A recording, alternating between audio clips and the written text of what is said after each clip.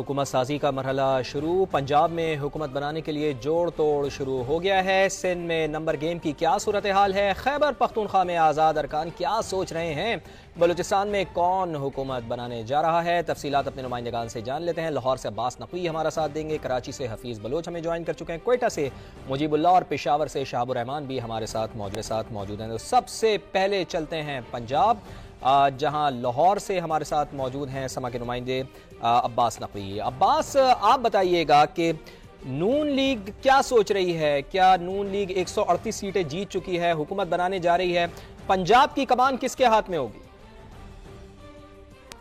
जी देखें, अगर पंजाब की बात की जाए तो 137 आज़ाद अरकान जो हैं वो पंजाब में जीते हैं और ये बहुत बड़ी तादाद है। इस वक्त भी मॉडल टाउन में जो शहबाज शरीफ है मुस्लिम लीग नून के सदर, उनकी ज़ेर सदारत जो है एक अहम इजलास चल रहा है और जो कमेटी बनाई गई थी इसाक डार, राना सनाउल्लाह, याद सादिक, उसके साथ साथ आज़म नदीर ताड़ड़, अताउल्लाह ताड़ड़, मरियम औरंगजेब, ये तमाम लोग जो है मॉडल टाउन में शहबाज शरीफ की रिहाइशगाह पर मौजूद हैं।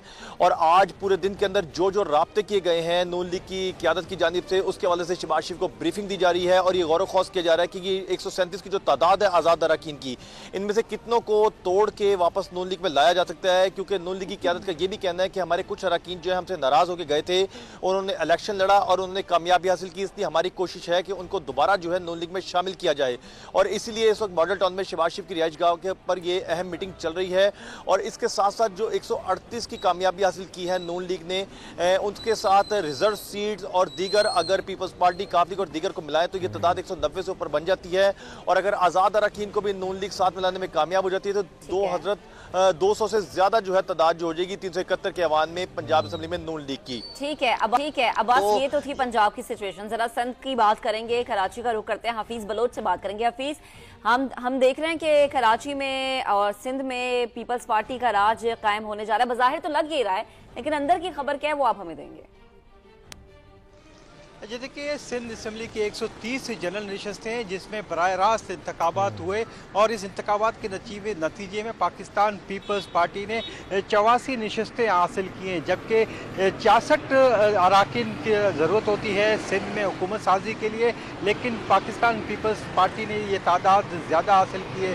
तो पाकिस्तान पीपल्स पार्टी को अक्सरियत हासिल हो गई है कि वो सिंध में तन तना हुकूमत साजी कर सके और ये मुसलसल चौथी बार ऐसे होने जा रहा है कि पाकिस्तान पीपल्स पार्टी बिला शर्कत गैर अपनी हुकूमत बना सके। तमाम पाकिस्तान पीपल्स पार्टी का कहना है कि वो अपोजिशन जमातों को भी साथ लेकर चलेगी। आइंदा चंद दिनों में जब ये जो तमाम अरकान नोटिफाई होंगे तो बाकायदा सिंध असम्बली का इजलास तलब किया जाएगा, जिसके बाद जो मखसूस नशस्तें हैं वो उसी तनासब से तकसीम की जाएंगी। पाकिस्तान पीपल्स पार्टी को 20 तक मखसूस खवातीन की मखसूस नशस्तें मिलने का इम्कान है, जबकि 6 मकलियती नशस्तें मिलने का इम्कान है।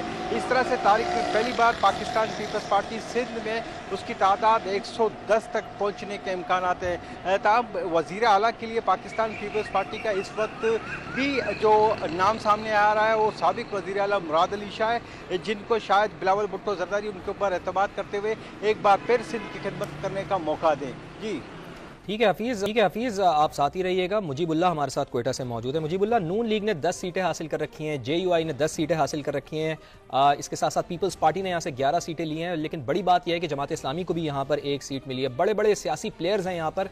हवा किसकी दिखाई दे रही है, फिजा किसकी बन रही है, किसका नाम सामने आ रहा है कि नेक्स्ट CM बलूचिस्तान वो होगा?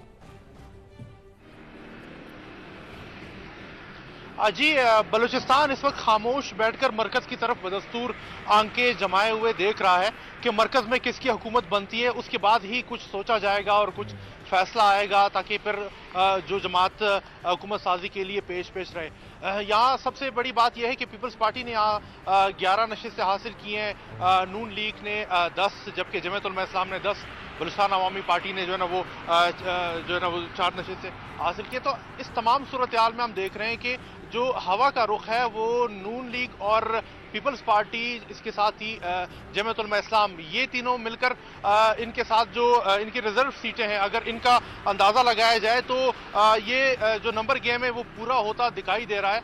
33 का फिगर है और 33 की अक्सरियत जिसके पास होगी, 65 के ऐवान जो कि बलूचिस्तान असम्बली का है उसमें से अगर 33 की अक्सरियत जिसके पास होगी वो हुकूमत बनाने में कामयाब होगी। पीपल्स पार्टी की तरफ से जो मीर सरफराज बुगटी है वो काफी स्ट्रांग उम्मीदवार वज़ीर आला बलूचिस्तान के लिए समझे जा रहे हैं और इसके अलावा सनाउल्लाह ज़हरी भी एक अहम नाम है। इसके अलावा साबिक वज़ीर आला बलूचिस्तान नवाब असलम रेसानी, जाम कमाल खान जो कि नून लीग के हैं, नवाब असलम रेसानी जमीयत उलमा इस्लाम के हैं, ये 4 ऐसे उम्मीदवार है जो कि वज़ीर आला की दौड़ में पेश हैं। ताहम अब देखना ये होगा कि मरकज में अगर नून और पीपल्स पार्टी हुकूमत बनाती है तो फिर ये भी सियासी मुबस्सिरीन कह रहे हैं कि शायद जैसे कि 2013 में मरी मुआहिदा हुआ था 2.5 साल का कि दौरे हुकूमत रही, तो शायद कभी इम्कानात है कि 2.5 साल। ठीक है मुजीब, आपने हमें बलोचिस्तान की सिचुएशन बताई, KPK की क्या सिचुएशन है जानेंगे। शहाबुर रहमान ने हमें ज्वाइन किया, शाहब बताएगा।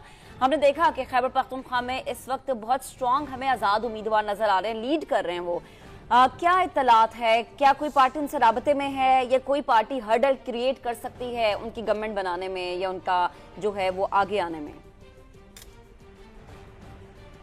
जी देखिए, हर्डल तो कोई क्रिएट नहीं कर सकता क्योंकि अक्सरियत अगर हम देखें तो तहरीक इंसाफ पे जो हिमायत याफ्ता है उनकी है। यहाँ से 84 सीट वो जीत चुके हैं, जबकि दूसरे नंबर पर जो दीगर आज़ाद उम्मीदवार हैं वो 7 नशिस्तें वो जीत चुके हैं। जमीयत उलमा इस्लाम के 7 और PMLN के 5, जमात इस्लामी 3, पाकिस्तान पीपल्स पार्टी 4। यहाँ पे 2 सीटें इस तरह हैं जहाँ पे इलेक्शन जो है वो मुलतवी हो चुके हैं और एक नशिस्त इस तरह है जिसके नताइज जो वो है अभी तक ताखीर के शिकार है। यहाँ पे सादा अक्सरियत जो होती है हुकूमत साजी के लिए वो 73 उम्मीदवारों का होना यहाँ पे ज़रूरी है। यहाँ पे अगर स्ट्रॉन्ग कैंडिडेट की हम बात करें सीएमशिप के लिए तो वो अली अमीन गंडापुर का नाम सामने आ रहा है, जबकि दूसरे नंबर पर जो साबिक स्पीकर थे मुश्ताक गनी साहब उसका नाम सामने रहा है। तीसरे नंबर पर जो है मीना अफरीदी और शकील खान वो सामने उनके नाम आ रहे हैं कि वो वज़ीर आला शिप के लिए उनके नाम पेश करें। यहाँ पर अगर ये सादा अक्सरियत पे आज़ाद उम्मीदवार हुकूमत बनाने का सोचते हैं तो उनकी जो रिजर्व सीटें वो खतरे में बन सकती है। तो इसलिए इन्होंने अंदर ये सोच रखा है कि MWM या जमीयत उलमा इस्लाम पाकिस्तान शिरानी ग्रुप के साथ ये इत्तेहाद का सोच सकते हैं। जी ठीक है, हुकूमत साजी का अमल शुरू हो चुका है। शहाबुर रहमान आप हमें आगाह कर रहे थे, अब्बास नकवी हमारा साथ दे रहे थे, हफीज़ बलोच आप हमें आगाह कर रहे थे कि सिंध में क्या सूरत हाल बन रही है, और मुजीबुल्लाह आपने हमारा साथ दिया कोयटा से। आप सबका बेहद शुक्रिया।